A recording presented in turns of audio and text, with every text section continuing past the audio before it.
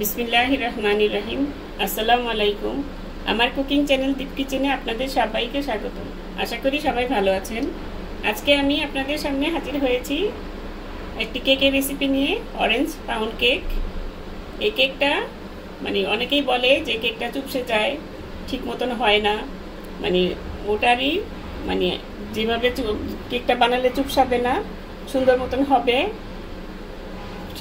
অনেকক্ষণ পর্যন্ত দুই দিন, 3 দিন, 4 দিন, 5 দিন পর্যন্ত কেকটা সুন্দর থাকবে, সফট থাকবে। ওটা রেসিপি নিয়ে আপনাদের সামনে হাজির হয়েছি। চলুন তাহলে কথা না বাড়িয়ে রেসিপিটি শুরু করা যায়। কেকটা বানানোর জন্য আমি এখানে শুকনো উপকরণগুলো প্রথমে রেডি করে নেব।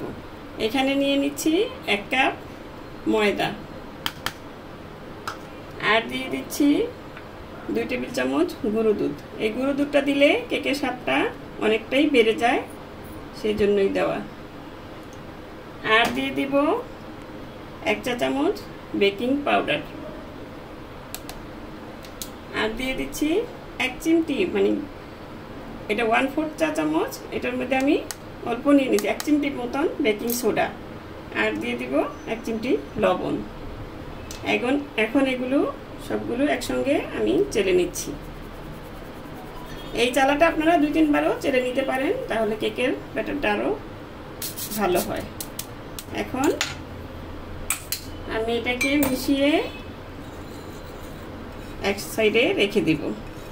শুকনো উপকরণগুলো একসঙ্গে মিশিয়ে এক সাইডে রেখে দিবেন, ভালো মতো মিশিয়ে নেবেন। এখন আমি এটা এক সাইডে রেখে দিচ্ছি। এখন আমি কেকের ব্যাটারটা রেডি করার জন্য একটা মিক্সিং বোল নিয়ে নিয়েছি। এটার মধ্যে এখন আমি 2টা ডিম ভেঙে নিয়েছি, সেটা দিয়ে দিলাম। আমি কাজের সুবিধার্থে আগেই ভেঙে রেখেছি, এই জন্য একটু তাড়াতাড়ি হয়। আর দিয়ে দিলাম এখানে 2/3 কাপ চিনি, 1/3 কাপ দিয়ে 2 বার দিলে 2/3 কাপ হয়ে যাবে। এখন আমি এটাকে বিট করে নেব। বিটারের মিডিয়াম স্পিডে বিট করে নিতে হবে, যতক্ষণ না ডিমটা আর চিনিটা গলে একদম। চিনিটা প্রথমে আমি একটু মিশিয়ে নিই, নাহলে অনেক সময় ছিটে যায়। এই যেভাবে একটু মিশিয়ে নেবেন, তাহলে ছিটবে না। এখন আমি স্পিডটা দিয়ে তারপরে বিট করে নিচ্ছি, যতক্ষণ না ডিম আর চিনিটা একদম গলে মেল্ট হয়ে যায়।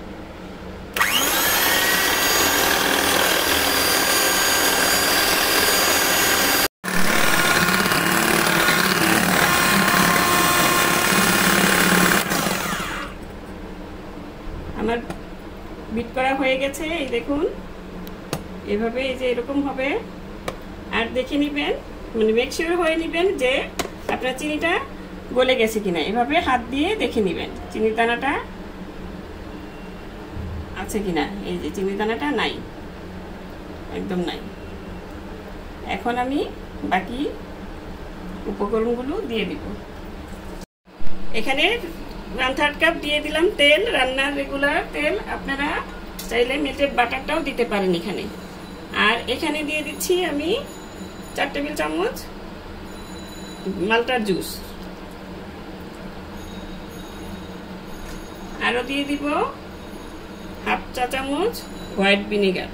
এই ভিনেগারটা দিলে আপনার কেকটা বসে যাবে না, ডেবে যাবে না।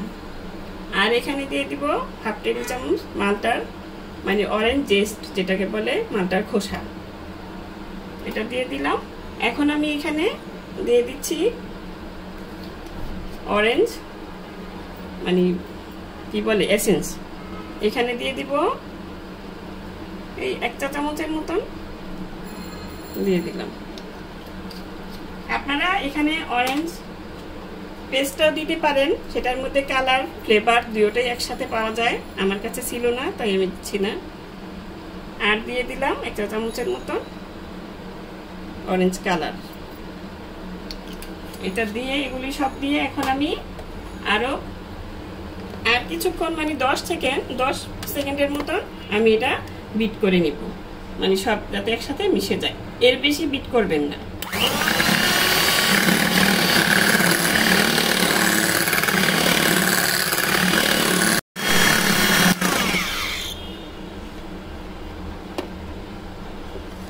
হয়ে গেছে। এখন আমি সবগুলো বিটারে কাটা দুটো খুলে নিচ্ছি।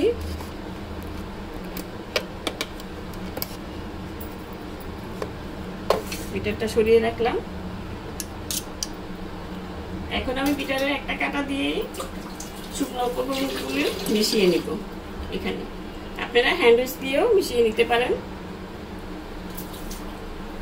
এটা আমি চেলে চেলে কিংবা আমি বিটারের কাটা দিয়ে মিশাবো না, বিটারের কাটাটা ডুবে যাচ্ছে। এখন আমি এখানে হ্যান্ড উইচ দিয়ে মিশিয়ে নিব। এটা আমি চেলে রেখেছিলাম প্রথমেই, আবারও আমি এখন 3 ভাগে ভাগ করে অল্প অল্প করে চেলে চেলে দিয়ে দিব।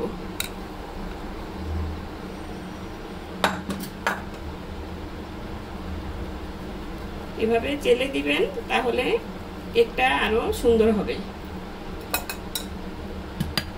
এখন এটা এভাবে একদিক থেকে ঘুরিয়ে ঘুরিয়ে আলতো হাতে, একদম আলতো হাতে মিশিয়ে নিতে হবে। এই যে এভাবে জোরে জোরে মিশাবেন না। এভাবে জোরে জোরে মিশালে কিন্তু আপনার কেকটা ডেবে যাবে কিংবা ফুলবে না অতটা। অনেক সময় কেক হয়ও না। এভাবে মিশিয়ে নিতে হবে। এভাবে আমি 3 বারে চেলে মিশিয়ে নিচ্ছি। এই দেখুন, এভাবে আমি মিশিয়ে নিয়েছি। এই দেখুন কেকের ব্যাটারটা হবে এরকম। এই যে এখন এখানে আমি 9 ইঞ্চির একটা মোল্ড নিয়ে নিয়েছি। এটা অবশ্য 8 ইঞ্চিতে হয়ে যায়। আমারটা ছিল না, 9 ইঞ্চি ছিল। আমি এটার মধ্যে তেল মাখিয়ে ভিতরে মাঝখানে একটা পার্চমেন্ট পেপার দিয়ে রেখে দিয়েছি। আগেই মোল্ডটা রেডি করে নেবেন। কেকটা বানানোর সময় আগে মোল্ডটা রেডি করে নিলে সুবিধা হয়, মানে আপনি বেটারটা সাথে সাথে ঢেলে দিতে পারবেন। এই যে এখন বেটারটা আমি ঢেলে দিচ্ছি। উপর থেকে একটু ডালবেন, তাহলে সুন্দর মতন এটা নিচে পড়ে যাবে।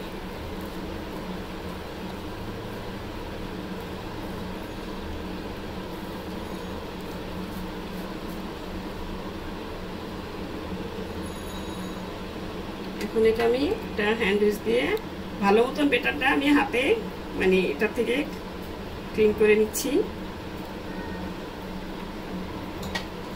আমি হাত দিয়ে দিচ্ছি, আপনারা একটা স্প্যাচুলা দিয়ে দিতে পারেন। হাত দিয়ে ধরেছি সেই জন্য হাত দিয়ে দিলাম।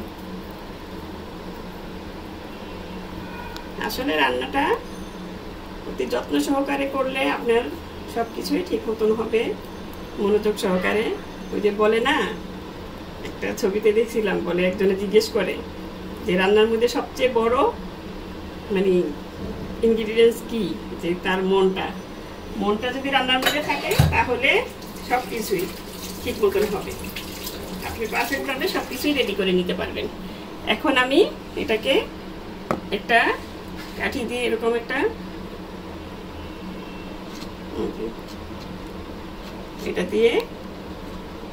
কাঠি দিয়ে নেড়ে চেড়ে দিবেন।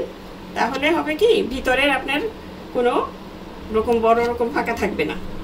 এই যে ট্যাপ করলে অনেক সময় থেকে যায়। এটা এখন রেখে তারপরে আমি এই যে এভাবে 2-3 বার একটু দিয়ে দিলে হয়ে যাবে। এখন আমি চুলায় চলে যাচ্ছি কেকটা দেওয়ার জন্য। এখানে আমি একটা মোটা তলানি বিশিষ্ট হাঁড়ি বসিয়ে রেখেছি।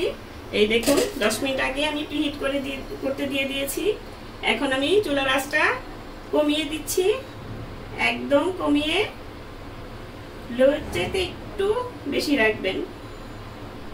বাস এভাবে দিয়ে তারপরে মোলটা দিয়ে দিতে হবে।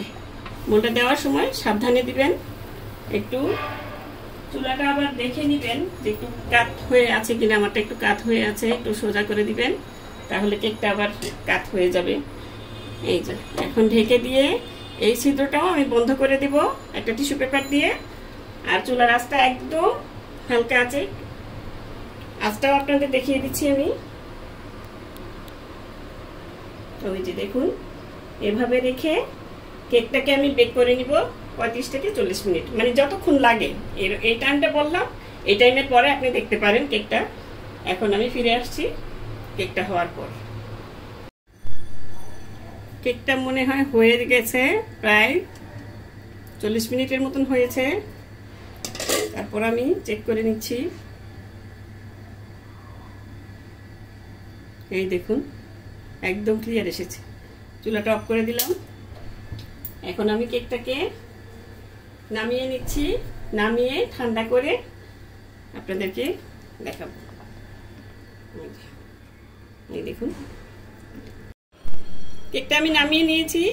5 মিনিট আমি অপেক্ষা করে এখন আমি কেকটাকে সাইড থেকে ছুরি দিয়ে এইভাবে, এই দেখুন প্রায় ছুটে গেছে, মানে কেকটা নিজে নিজেই ছেড়ে গেছে। এখন এটাকে নামিয়ে আমি মানে একটা গরম গরম নামিয়ে নিব, যাতে করে আমি এটাকে একটা ক্লিয়ার পেপার দিয়ে পেঁচিয়ে রেখে দিব।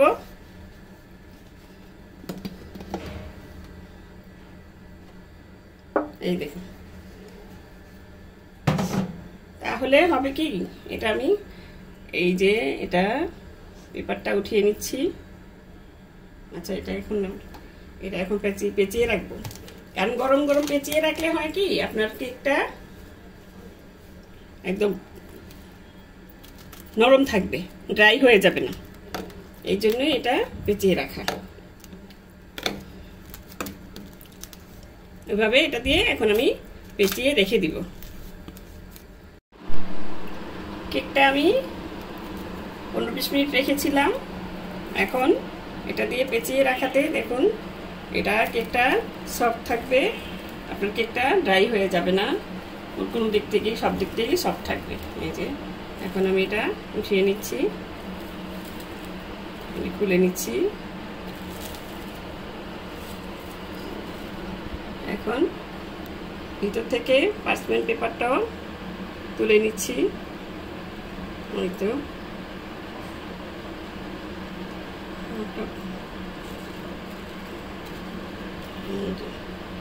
দেখুন কেকটা কত সুন্দর পারফেক্ট ভাবে হয়ে গেছে। এখন কেকটাকে আমি কেটে দেখাচ্ছি। এই দেখুন কত সফট হয়েছে।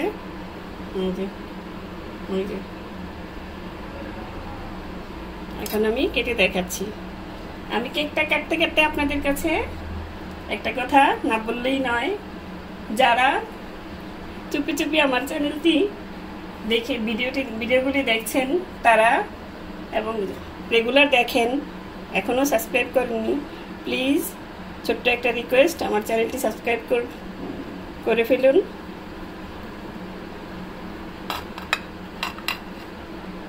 ওই দেখুন কেকের স্লাইসটা এভাবে করে স্লাইসগুলি কেটে নিচ্ছি আমি।